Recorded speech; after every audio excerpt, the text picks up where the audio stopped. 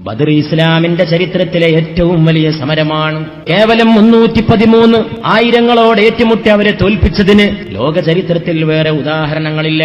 അള്ളാഹുവിന്റെ റസൂല് മക്കത്ത് ജീവിച്ചുകൊണ്ടിരിക്കെ, തൗഹീദിന്റെ പ്രബോധനം നടത്തിക്കൊണ്ടിരിക്കെ, ശത്രുക്കൾ സകലമാന അടവുകളും പയറ്റി ഈ വിളക്ക് ഊതിക്കെടുത്താൻ ശ്രമിച്ചു. വിളക്കണഞ്ഞു പോയില്ല. അവസാനം റസൂലുള്ളാഹി സ്വല്ലല്ലാഹു അലൈഹി വസല്ലം അഭയത്തിനു വേണ്ടി സ്വന്തം നാട് വിട്ട് മദീനയിലേക്ക് പലായനം ചെയ്തു. ആ ബദരീങ്ങൾ ഇല്ലായിരുന്നെങ്കിൽ നമ്മളില്ലടോ. ഈ പരിശുദ്ധമായ ദീനിന്റെ നിലനിൽപ്പ് തന്നെ വളരെ പ്രയാസകരമായ ഒരു സാഹചര്യത്തിലാണ് ബദർ യുദ്ധം നടക്കുന്നത്. അള്ളാഹുവിന്റെ പ്രവാചകൻ സല്ലല്ലാഹു അലൈഹി വസല്ലമ തങ്ങളുടെ സുജൂദിൽ കടന്നുകൊണ്ട് ദുആ ചെയ്തു ബദരീങ്ങൾക്ക് വേണ്ടി. പക്ഷെ എന്ത് ചെയ്യാൻ, ഇന്ന് വളർന്നു വരുന്നവർക്ക് ബദരീങ്ങളെ കുറിച്ച് അറിവില്ലാതെ പോകുന്നു. അവരെ കുറിച്ച് പഠിക്കണം, ബദരീങ്ങളെ കുറിച്ച് മനസ്സിലാക്കണം. ആ 313 സ്വഹാബത്ത് അവര് നിസ്സാരക്കാരായില്ലായിരുന്നു എന്ന് നമ്മൾ പഠിക്കുക അവരെ കുറിച്ച്. എന്റെ പ്രിയപ്പെട്ട സഹോദരങ്ങളെ, എന്നിട്ട് നാം അവരുടെ പിന്നിൽ സഞ്ചരിക്കാൻ തയ്യാറാകണം. അവരെ കുറിച്ച് പഠിക്കുകയും അവരെ ആദരിക്കുകയും അവ ബഹുമാനിക്കുകയും അവര് പോകുന്ന സ്വർഗത്തിൽ നമ്മൾ എന്ത് നന്മയാ ജീവിതത്തിൽ ചെയ്തു വെച്ചിരിക്കുന്നത്. നമുക്കെല്ലാവർക്കും വേണ്ടത് റമളാനിന്റെ 30 ദിവസവും ദുആ ചെയ്യുന്നത് അല്ലാഹുമ്മ ഇന്നി അസ്അലുക്കൽ ജന്ന, സ്വർഗം തരണമെന്ന് അല്ലാഹുവിനോട് ദുആ ചെയ്യും. ബദർ ഇത് വെറുമൊരു യുദ്ധമല്ലായിരുന്നു. ഇത് സത്യവും അസത്യവും തമ്മിലുള്ള നിർണായകമായൊരു നിമിഷം. മക്കയിൽ ഇസ്ലാമിനെ ഏറ്റവും കൂടുതൽ പീഡിപ്പിച്ചവരിൽ മുന്നിലുണ്ടായിരുന്നത് അബൂ ജഹൽ, അഹങ്കാരവും അധികാരവും നിറഞ്ഞ ഒരു നേതാവ്. അവനൊപ്പം ഉത്ബ ഇബ്ൻ റബിയ, മറ്റൊന്ന് ഷൈബ ഇബ്ൻ റബിയ.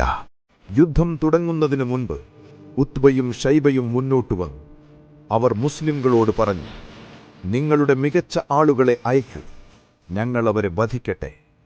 മുസ്ലിം പക്ഷത്തു നിന്ന് മുന്നോട്ടു വന്നത് ഹംസ ഇബ്ൻ അബ്ദുൽ മുത്തലിബ്, അലി ഇബ്ൻ അബി ത്വാലിബ്, ഉബൈദ ഇബ്ൻ അൽ ഹാരിഫ്. അതൊരു നിർണായക നിമിഷമായിരുന്നു.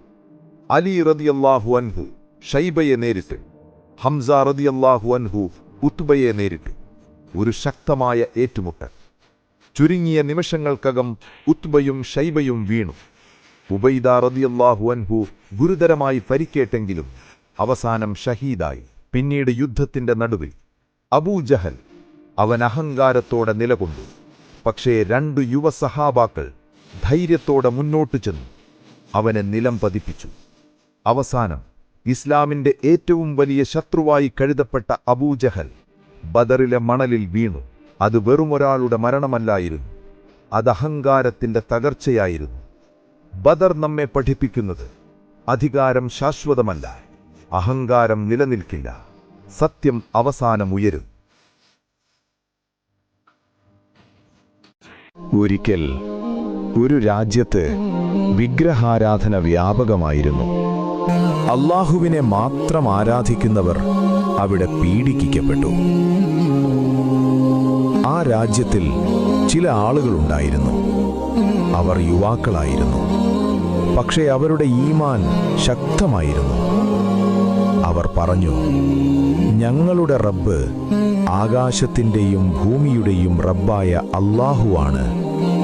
അവനെ വിട്ടു മറ്റൊരാളെ ഞങ്ങൾ ആരാധിക്കില്ല. അത് കേട്ട രാജാവ് കോപത്തോടെ ഉത്തരവിട്ടു, അവർ മതം മാറ്റണം, അല്ലെങ്കിൽ ശിക്ഷയനുഭവിക്കണം. അപ്പോൾ ആ യുവാക്കൾ ഒരു തീരുമാനമെടുത്തു. അവർ നാടുവിട്ടു ഈമാൻ രക്ഷിക്കാൻ. അവരൊരു ഗുഹയിലേക്ക് പോയി. അവിടെ അവർ ദുആ ചെയ്തു, ഞങ്ങളുടെ റബ്ബേ, നിന്നിൽ നിന്ന് ഞങ്ങൾക്ക് കരുണ നൽകണമേ, ഞങ്ങളുടെ കാര്യങ്ങൾ ശരിയാക്കണമേ. അല്ലാഹു അവരുടെ ദുആ സ്വീകരിച്ചു.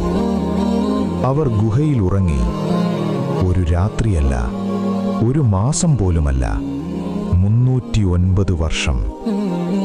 കാലം മാറി, രാജ്യവും ജനങ്ങളും മാറി. അവർ വീണ്ടും ഉണർന്നു. അവർ കരുതിയത് നാം ഒരു ദിവസം മാത്രം ഉറങ്ങിയതാകാം.